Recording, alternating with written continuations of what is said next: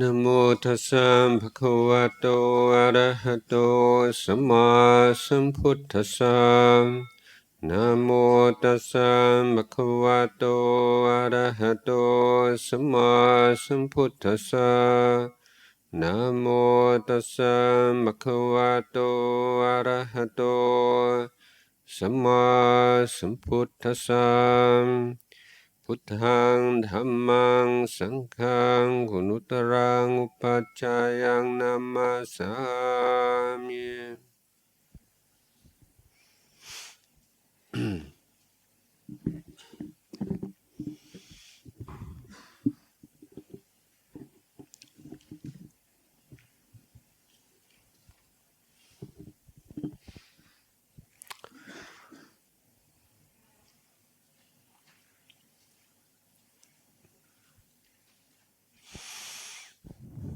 So I'd like to recap some of the points we've been talking about the last couple of days and to expand upon one or two to give a little bit more context. So I made a distinction between belief system religions and education system religions, suggesting that these are two kind of families of religions. The belief system religions tend to be much more popular, and they are defined and characterized by the set of beliefs or dogmas which followers of the religion are required to sign up for. The central importance of faith in those religions can be seen most simply by the fact that the word faith is often used instead of the word religion. So it's as common to refer to the Christian faith these days as it is to the Christian religion or as the Islamic faith. And often religions are referred to as the faiths, the great faiths of the world. So in Buddhism, if it's, as I suggest, it is an education system, does that mean that there's no role for faith? Or what is the role of faith?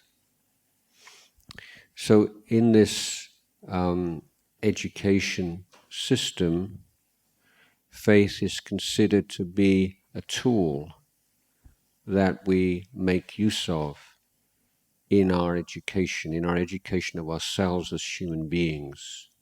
So this is not an education of one particular area of life or one particular skill, but it's an education of our humanity. And so we look at faith as a mental factor, or sometimes it's called a faculty, sometimes it's called a power. So what are the essential elements of faith? And faith simplifies.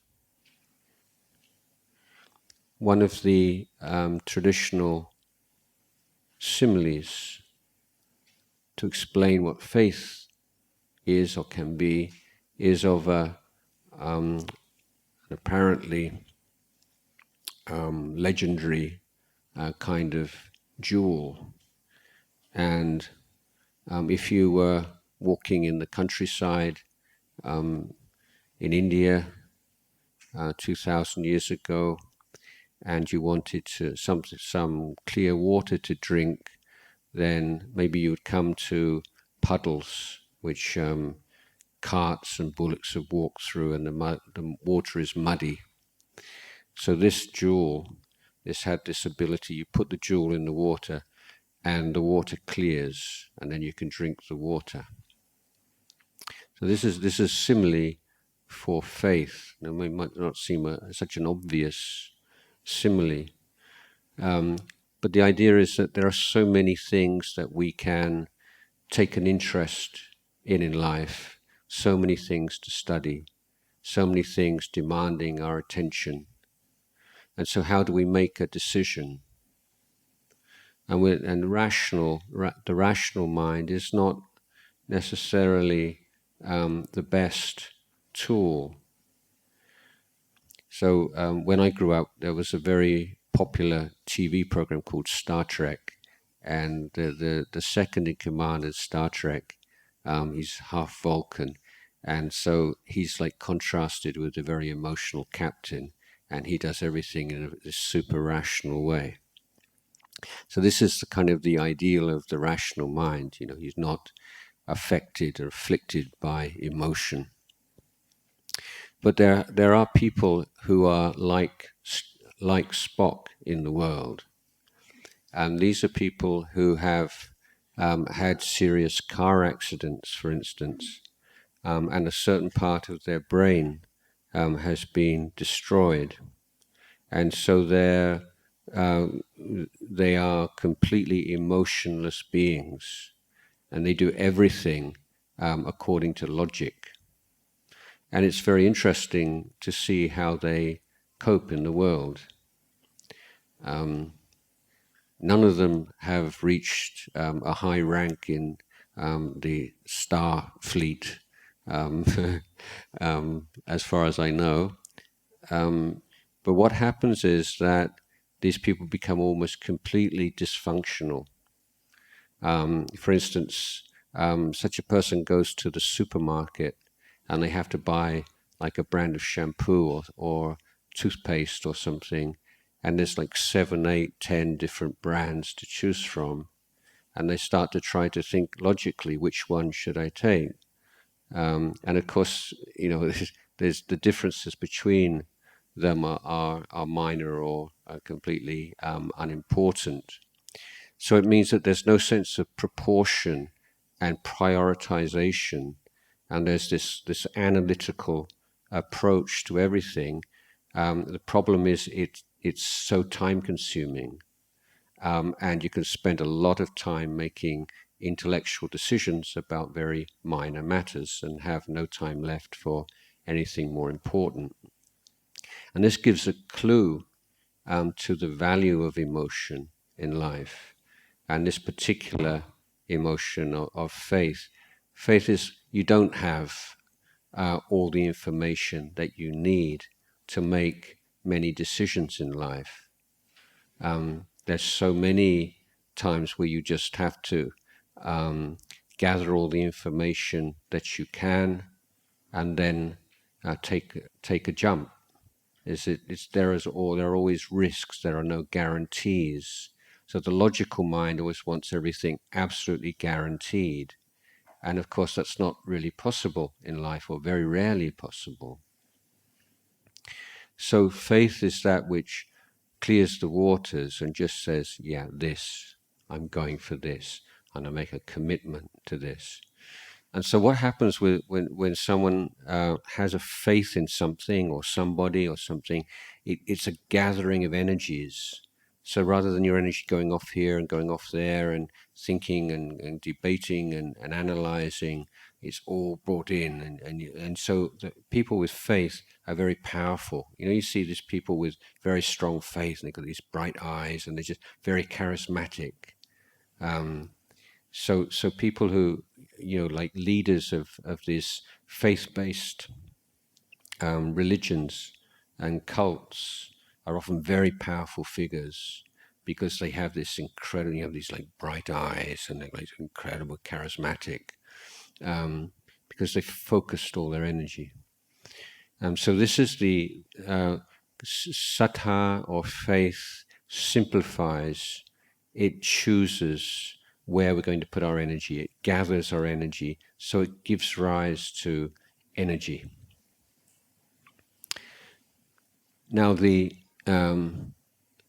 now in Buddhism, we're saying, well, that's the pro, that's the advantage of it.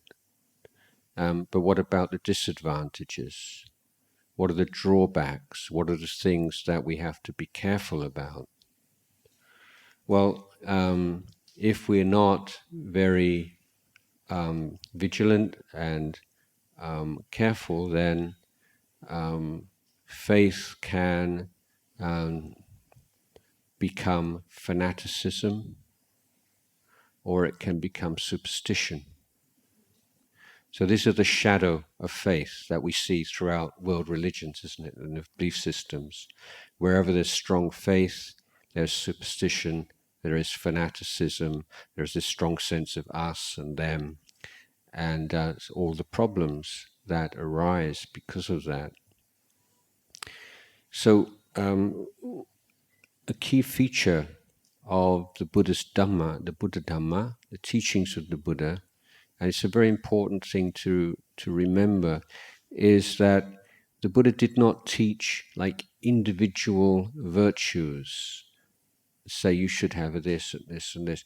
The Buddha had this incredibly profound understanding which enabled him to see not only what are like good qualities to have in your life, but the relationship between them and the way they dovetail, and what should balance what, and what should come first, what should come afterwards. So it's a system.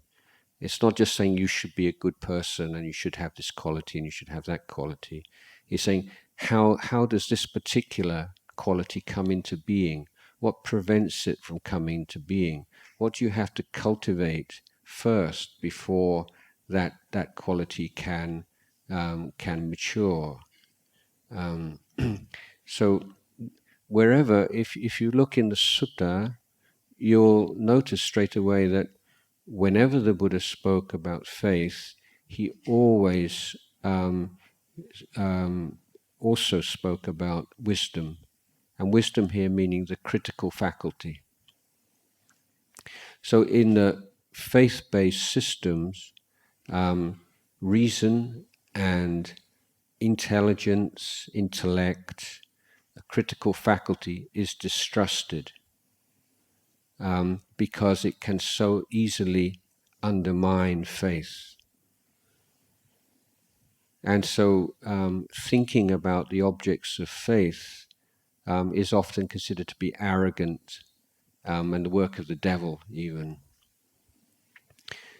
In Buddhism, we have a teaching we call ehipassiko. It invites investigation.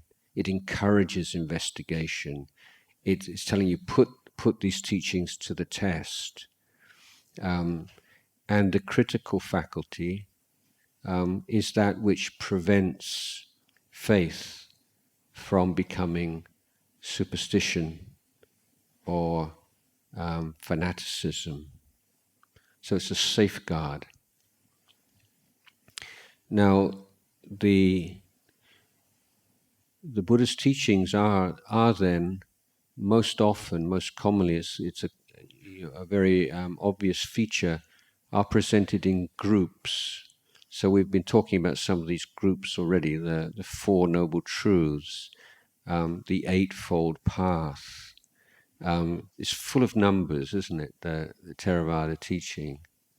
And this is a cause of some discomfort for monks like myself who give a lot of talks in Thailand, because there are quite a lot of people who go to listen to Dhamma talks in order to get numbers for the lottery.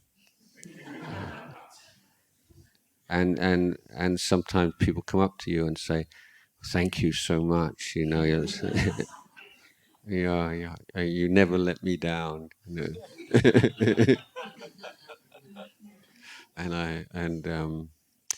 And the way this works is, if you've got so just to give you a bit of information, like there's the national lottery and then there's the underground lottery. And the underground lottery, people play the last three numbers of the national lottery.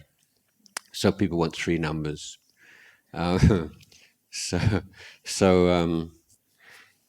If you have 200 people listening out for numbers, and we're like Four Noble Truths, Eightfold Path, and then get on to higher numbers like emptiness, that's a 0, 480. And so, and then somebody else is listening like 3 characteristics, body and mind is 2, there's 4 monks sitting listening. So you can imagine if everybody's like working out a number, you get 200 people, it's quite likely that one of them will get it right. And then that person tells everybody, oh, Ajahn Jayasaro gives such great numbers, you see. So, I have to be very careful with numbers when you give talks. And say,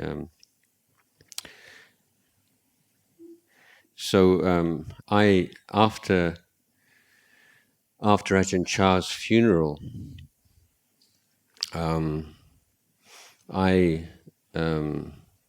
I walked from Ubon to Bangkok along the railway line, and so people say, where are you from? Who's your teacher? And say Ajahn Chah. Oh, Ajahn Chah, he's got fantastic teacher.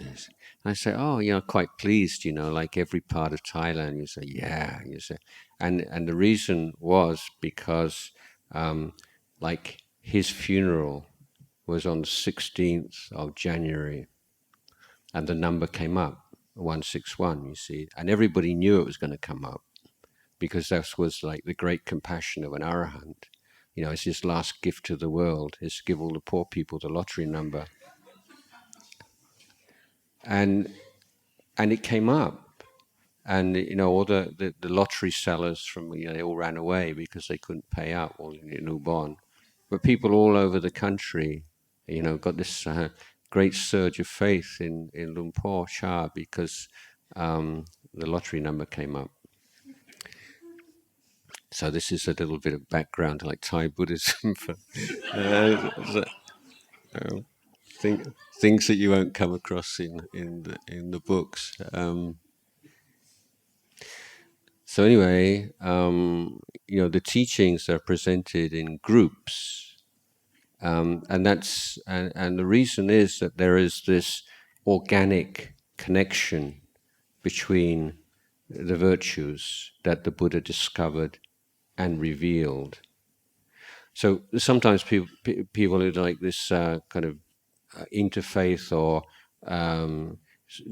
some people come up with this idea of having like sort of a super religion where you take the best bits of this one and that one and you mix them all together, and oh yeah, they talk about this virtue in all the religions, so that must be one of the main ones, and this kind of pick and mix idea. But the fact that various other religions or systems refer to some elements doesn't mean that they know how those things fit together. So you can have all the components of a computer laid out in front of you, but unless you know how those are put together, you don't have a computer. And so this is a part of our faith as Buddhists. The Buddha is not only teaching virtues, but he knew how they fitted together and how they support each other. So in one of the main groups, we call the 5 faculties, the 5 powers. There's the first of those is faith, and the second is effort. And the third is mindfulness, and the fourth is samadhi, and the fifth is wisdom. And this particular group is very, very beautiful one, and because there are 2 ways of looking at this group. One is a step-by-step progression, meaning that with faith as your base, effort arises. And when you have the correctly established faith and you have right effort, then mindfulness will prosper or will flourish. And when you have a mindfulness which is based upon faith and effort, then samadhi will arise. And when your samadhi is one which is the result of a mindfulness which has been produced through faith and effort, then you have the grounds for wisdom. So it's a step-by-step progression. But there is a second way of looking at this same group. And here you can imagine like a seesaw, and like the middle was called the fulcrum. So on one end there is faith, and on the other end is wisdom, and they balance. And then inside you have effort and concentration, or samadhi, and they balance. And the third middle factor, mindfulness, is the fulcrum. So it's mindfulness that establishes the balance between faith and wisdom, and between effort and concentration. So if you have, as I say, a lot of faith, but you don't have wisdom, then you can easily get caught in the trap of fanaticism or superstition. If you have a lot of wisdom, a very intellectual, analytical kind of mind, but you lack faith, the Buddha compared it to someone who gets sick because of medicine. The medicine itself makes you sick, and there's too much thinking and too much analysis, and it's too scattered and it's not focused because it lacks that emotional commitment. If there's a lot of effort, but there's no inner stillness or stability, then that results in agitation. If there's too much stillness, but there's no effort, then there's stagnation. So this is how these. So you can see the beauty of it, and you know the genius of the Buddha to be able to recognize this and to explain it, and to show how these factors act upon each other. So another group are the four Brahma Viharas, and these are the heavenly dwellings, and these are the exalted emotions. It's already talked about faith as an emotional term, but again, there is this this idea of Theravada Buddhism, or sort of sometimes referred to a derogatory as way as Hinayana, has been kind of dry and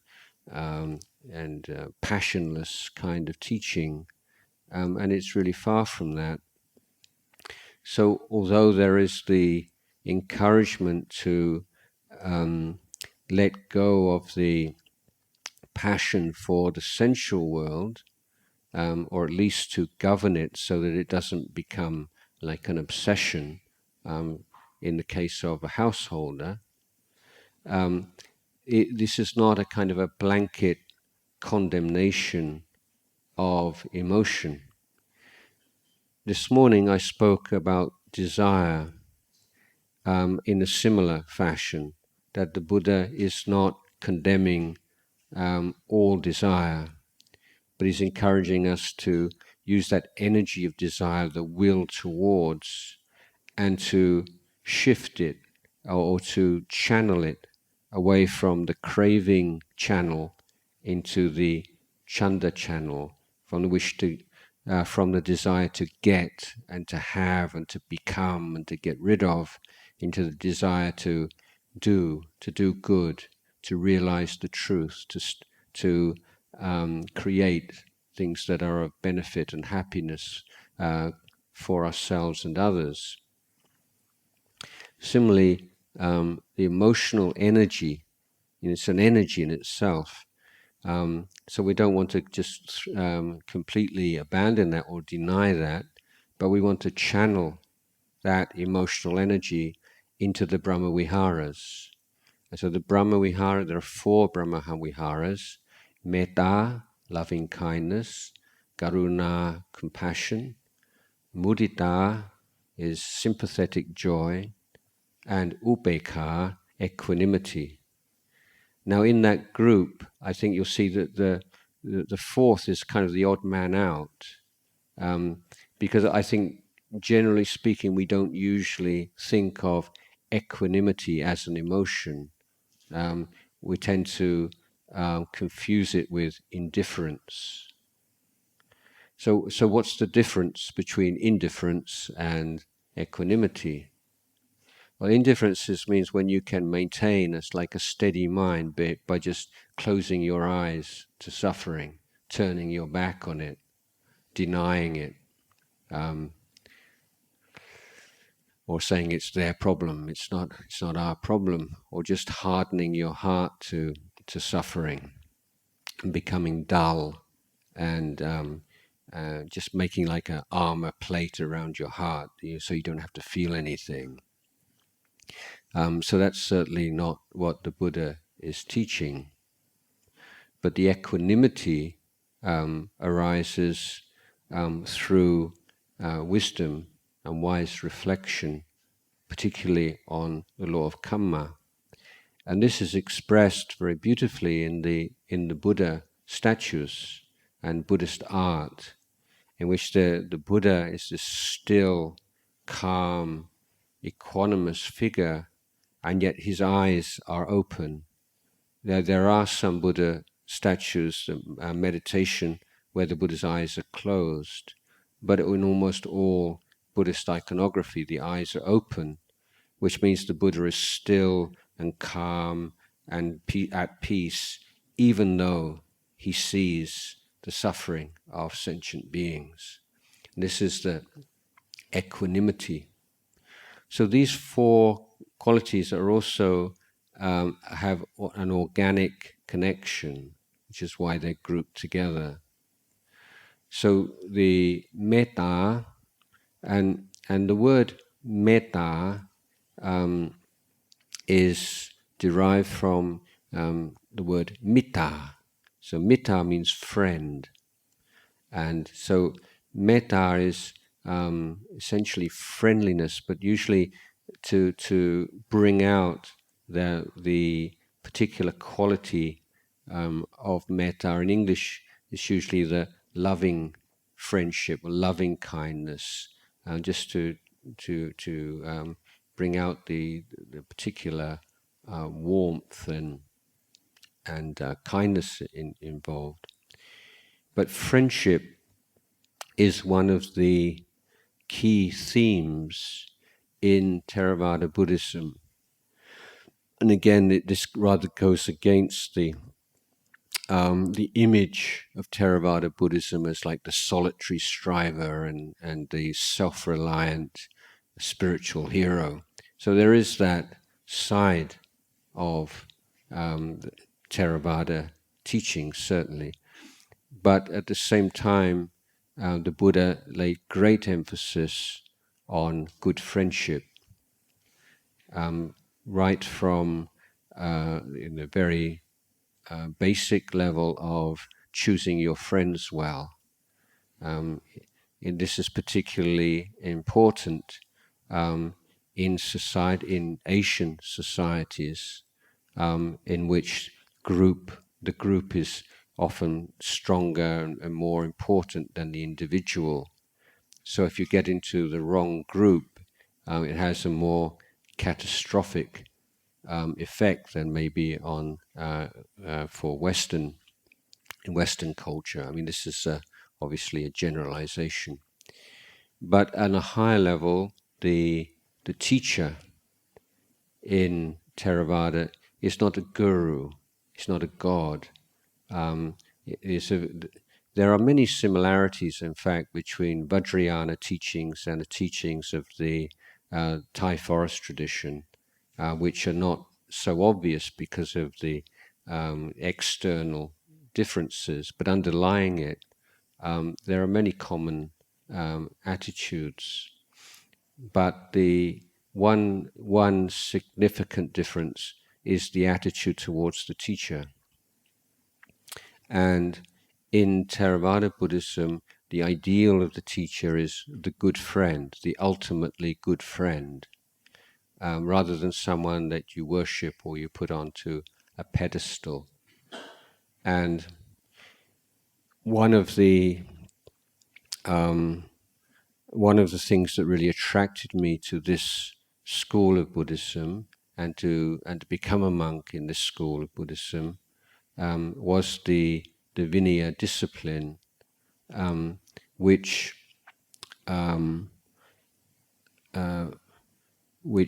makes all monks subject to the rules that we take on when we become monks.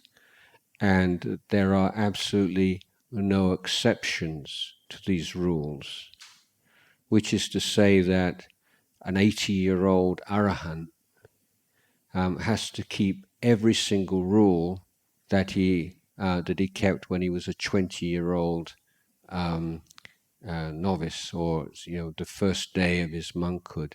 So there is no idea or concept that when you reach a certain level of spiritual maturity, you no longer have to keep all the same rules. You're beyond the rules. You cannot be judged by the same standards as an ordinary person. So, in the Theravada view, there's no argument that certain beings can be beyond the need for conventional morality or moral standards. But in our view of compassion, then monks, enlightened monks, keep all the rules out of compassion, not because they need to, as a personal practice anymore, to go against their bad habits or to prevent them acting in unskillful ways, but to be a good example. And the famous example of this is Mahakassapa, who was the great ascetic disciple of the Buddha. And in his old age, the Buddha himself suggested he might relax some of his practices. You're an old man now, you don't need to do all this. Mahakassapa asked permission to carry on. He said, I'm not doing it for myself, I'm doing it for future generations. So this is the specific kind of Theravada idea of compassion, where you maintain a standard of conduct, not just for yourself, but for future generations. You see, if you have I mentioned before, like a persistent problem in not only in monastic circles, but throughout groups of meditators, is overestimation of attainment. So if you have an idea, when you've reached a certain state of attainment, you don't have to keep all the rules anymore. And you also have the possibility that you can overestimate your attainment.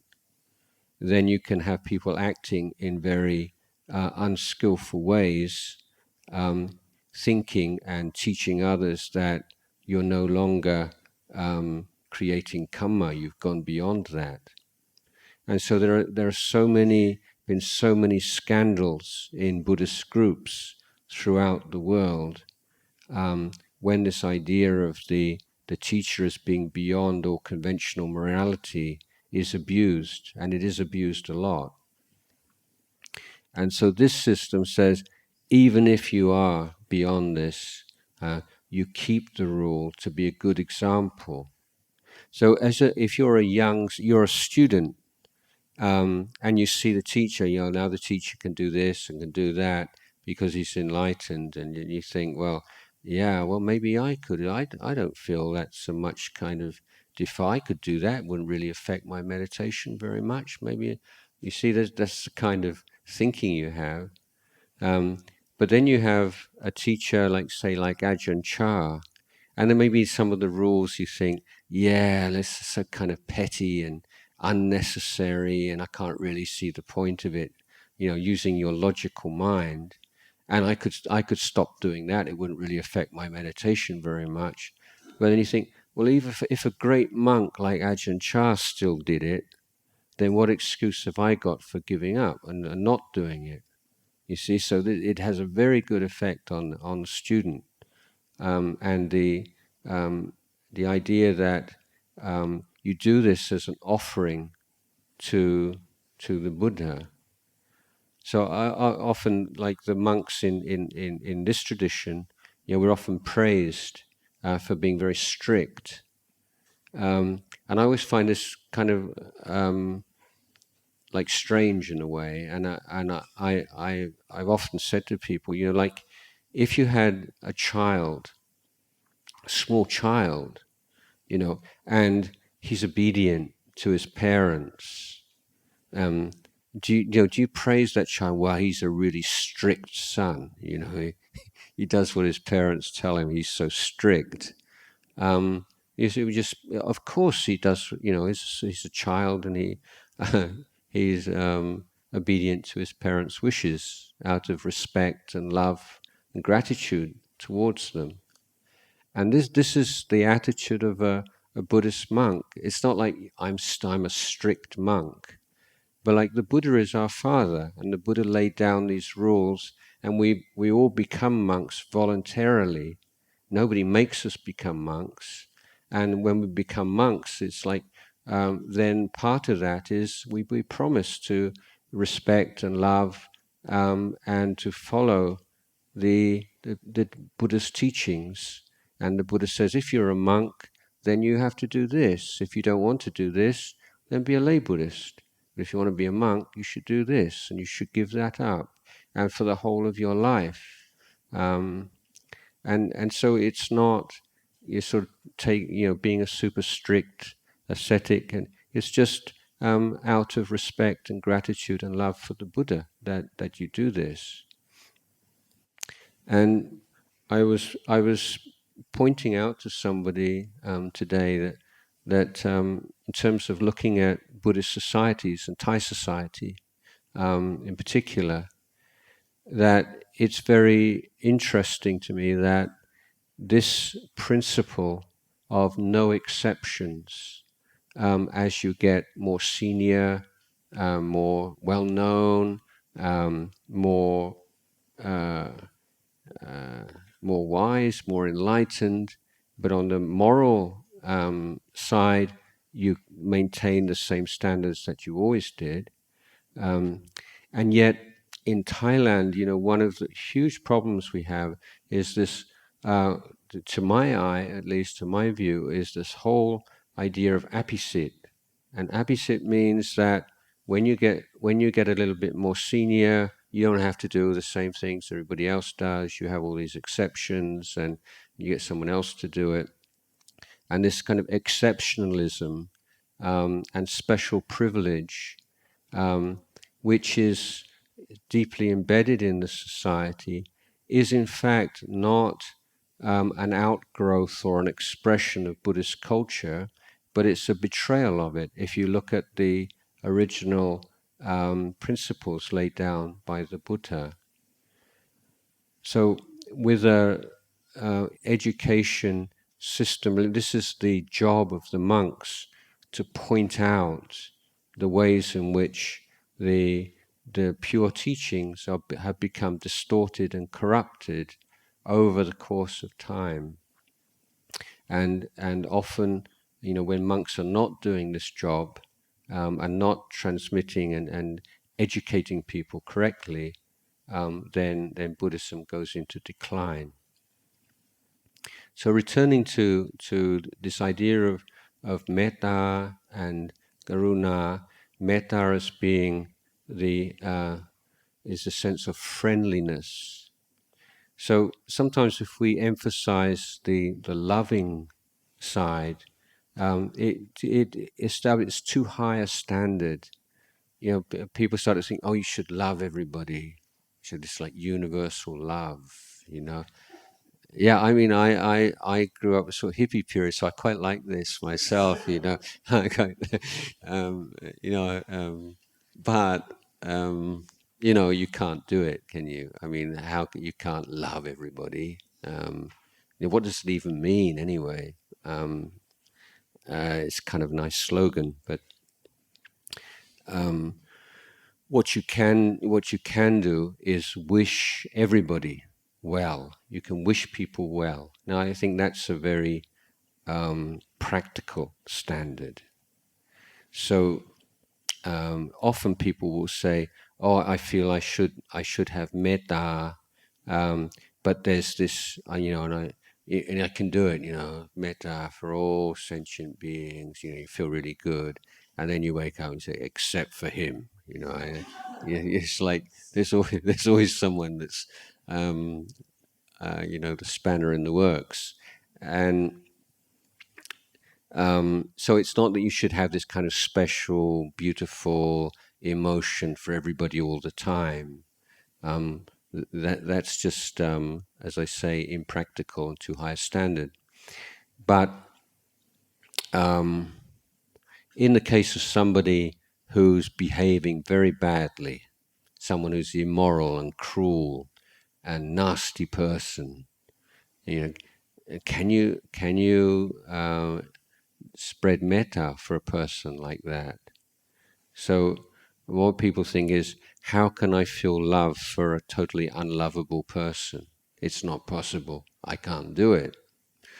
But the answer is that it's like judo, if you like. What is it about that person that's just so obnoxious? Okay, so he's totally selfish person, never thinks about anybody else but his own desires and his own enjoyments.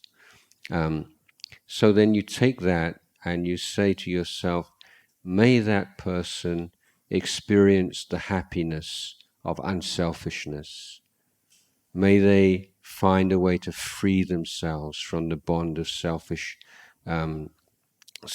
desire. Or if that person's very cruel, may that person in their life discover the happiness of kindness and be free of cruelty. So rather than saying, because this person is like this, I can't feel anything positive towards them, rather than being an obstacle, that becomes the point at which you focus the metta. So it's good to also accumulate stories and observations of metta as a way of... I have some lovely metta, so I tell you one which I like a lot. And it's a true story, I believe. In the 17th century in Europe, there was a war. In fact, it was a number of different wars which all kind of melted into one. But it's called the 30 Years' War, sorry. And many different countries in Europe were drawn into this at various times. So in one of the battles, which, if I remember rightly, was between Sweden and Denmark, it doesn't really matter. But so one of the soldiers who survived the battle was walking through the battlefield. And so there are kind of groans and pain, and of course you probably know when people have been wounded on the battlefield, they suffer incredibly from thirst. So the man was walking along, the soldier was walking along, and he hears this cry, water, water. So he walks over to give the man a drink of water, and then the soldier on the ground who is groaning is of the other side. He's the enemy. And this man looks up and he sees that the person walking towards him is the enemy. And then he lifts up his sword and he's about to kill the man who's come to help him out of a very pure intention of metta. Fortunately, the kind person is shy. He draws back and he doesn't die. And then he said, I was going to give you this flask of water, and you tried to kill me. And that's how you repay me for my kindness. So I'm going to punish you. So he takes the water flask and he drinks it. And he said, so I was going to give you this whole flask.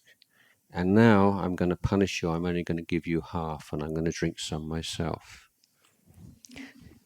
And this is like metta, So you can imagine what would be the alternative. You ungrateful person, doing this out of the goodness of my heart. And you almost kill me, You just die, It's like something like that, It serves you right. And what he did was he's in fact very thirsty himself.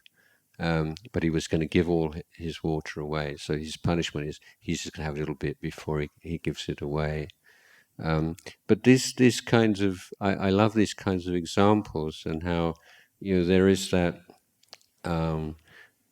it's a strong and commitment to kindness. It's not one that's easily dissuaded or put off by disappointment or trying to act kindly and to help others be happy, and then being offended when people don't appreciate what you're doing or misinterpret it or accuse you perhaps of having some ulterior motives.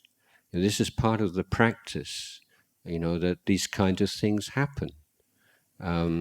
It's not like because you have a pure intention, everybody's going to respond to that in a positive way and think you're wonderful.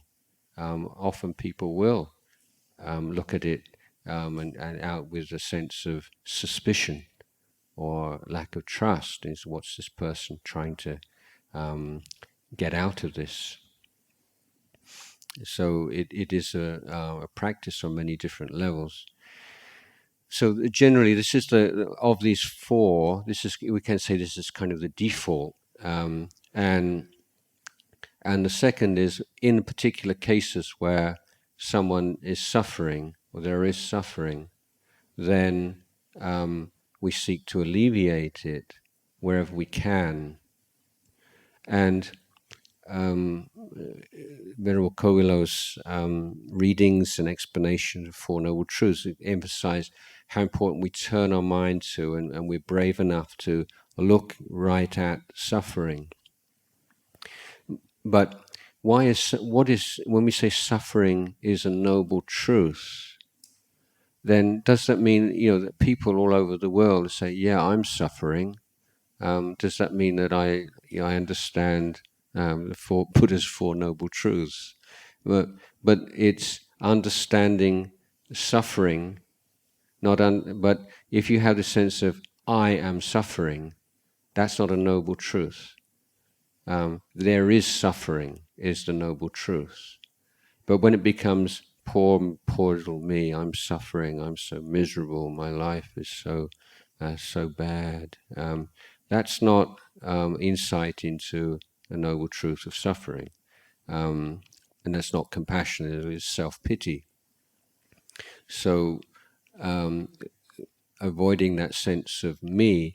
And so when you're looking in meditation at the body and the mind, and you're beginning to understand what impermanence means, and what dukkha means, and what lack of self means, then over the course of time, what you notice is it's not suffering that arises in your own body and mind which is a problem or is something which needs to be addressed, but it's suffering anywhere. And the distinction between self and others, this suffering and other people's suffering, starts to dissolve. And sometimes suffering outside of your own life becomes even more unbearable than your own suffering. Is as you practice, there's suffering there, but you have some confidence that you can deal with this. But then you see other people who have no resources, have never trained their mind, have no inner strength to deal with things, and it's more distressing. So the movement to try to alleviate suffering is one which is no longer affected by this very strong sense of distinction between self and others. And there are a lot of there's an interesting question about what's really going on in my mind, and am I kidding myself, or am I? And I talked about overestimation, and sometimes there are these people have these Western people have these arguments like you're like this, and they say no, I'm not. Yes, you are. Look, I'd know if I was like that.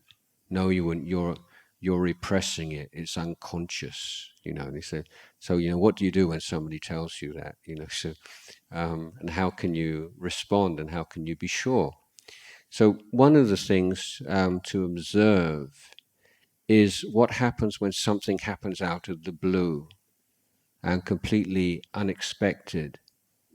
How do you respond to that? And that's a very good indication of where your mind's at. And when suddenly somebody's very unkind to you, or suddenly somebody's very kind to you, and how the heart responds to unplanned, unexpected events. This is a very good indicator of the maturity of our practice, and for all the different ideas about the human heart, and whether or not we are essentially selfish beings like the selfish gene, or whether there is something as altruism. I think that we can observe enough to have a confidence in altruism. I have in December, I went on a long walk through the countryside in India. So I wanted to walk from Bodh Gaya, where the Buddha was enlightened, to Kusinara, where he passed away, as a celebration of my 60th birthday. And I did a lot of research using Google Maps, so I was able to find a route. No, I mean, Google Maps is the best thing that's happened to the Tudong tradition for many, many years.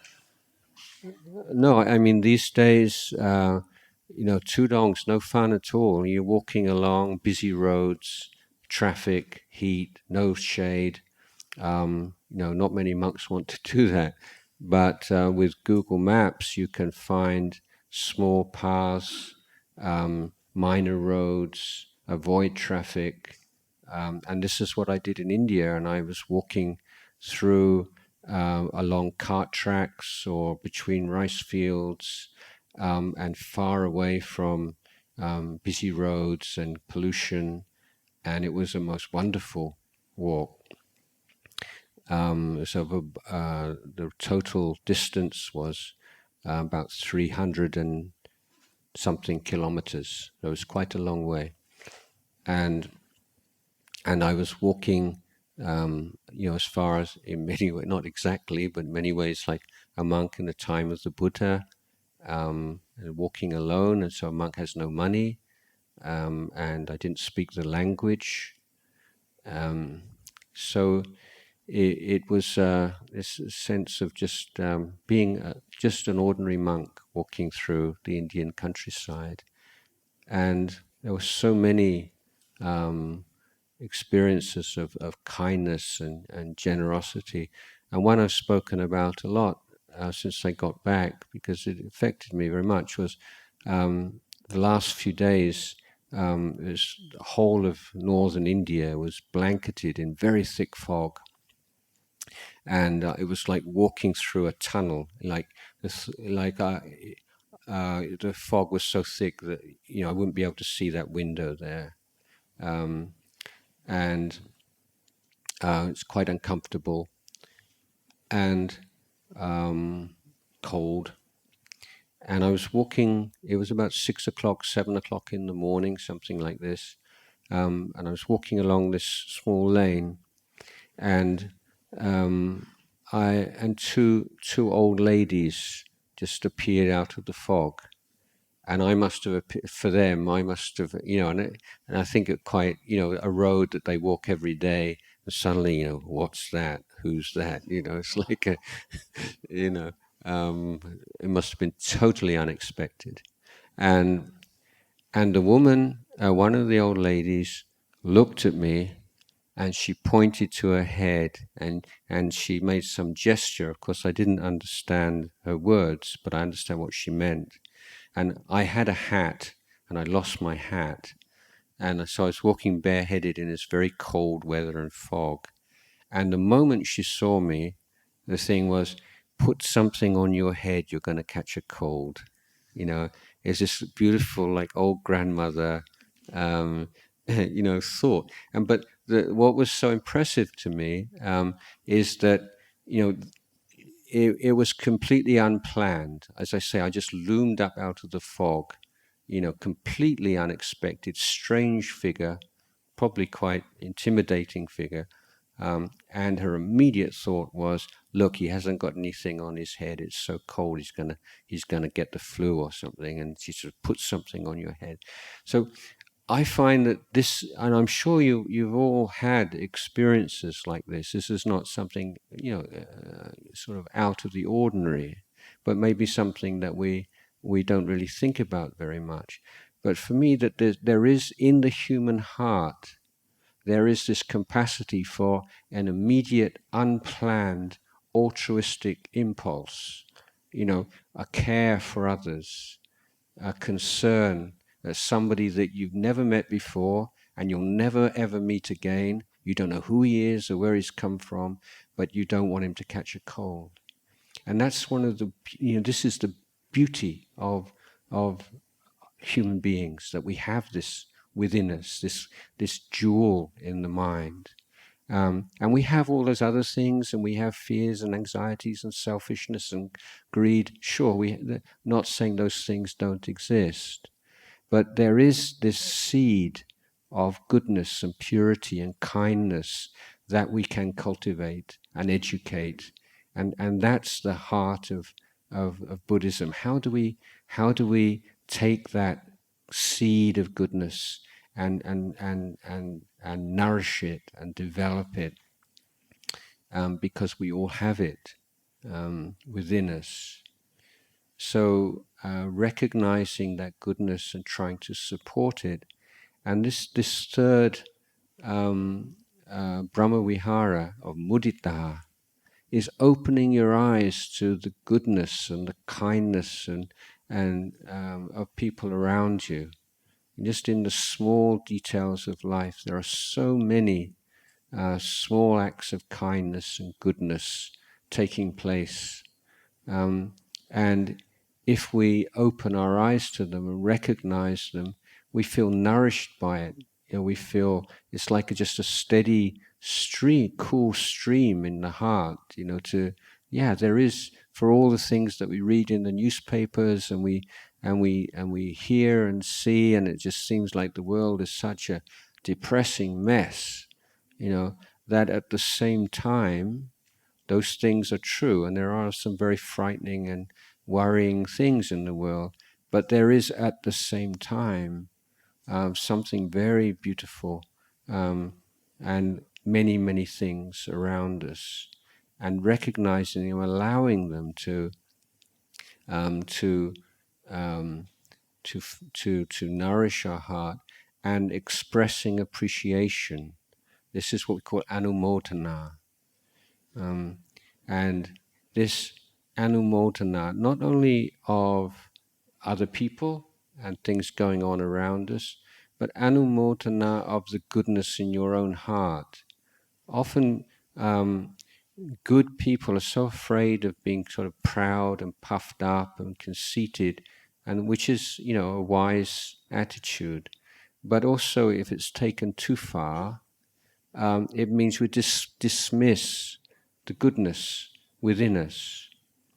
So I want to draw an analogy here because I find very useful. If let's say you have a garden at the back of your house and you grow some flowers, and they bloom, and you put some hard work into this, you water them, you take care of the flowers, and then they bloom and it's so beautiful. And somebody comes and visits you, and you take them to see the garden, and they say, "Oh, such beautiful flowers." So how do you feel? You don't feel kind of puffed up and proud. You don't feel conceited. Because it's not you, it's something that you've grown, and that has its own reality, and it's not just you that is responsible for that. It's the soil and the air and the atmosphere and so many other things. But at the same time, you feel proud in a good way, because those flowers are there because of you and because of the work you put into cultivating them. And this is how we should reflect on our own virtues.